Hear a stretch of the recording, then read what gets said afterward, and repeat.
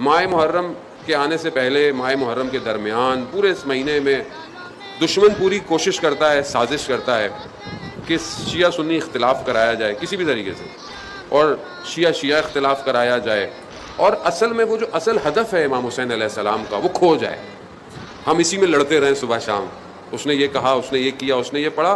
इसका मकसद क्या है कि वो जो असल मकसद था इमाम हुसैन का करबला पहुँचने का वो फौत हो जाए, और यूँ दिन गुजर जाएँ और इनमें से कोई भी करबला ना पहुँचे। तो ये हमारी जिम्मेदारी है। मैंने पहले भी अर्ज़ किया, टेक्स्ट की सूरत में भी, मैं वॉइस की सूरत में भी कह रहा हूँ, इस महीने में बहुत ख्याल रखें, ख़ासतौर पर सोशल मीडिया जो यूज़ करते हैं, तब के सभी यूज़ करते हैं सोशल मीडिया, कोई मैसेज, कोई वीडियो क्लिप, कोई टेक्स्ट, कोई चीज़ जो कि मकसद इमाम हुसैन के मुखालिफ है उसको फॉरवर्ड ना करें।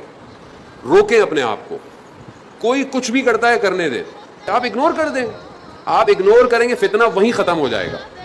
ये आपकी जिम्मेदारी है। सारी जिम्मेदारी हमारी नहीं है।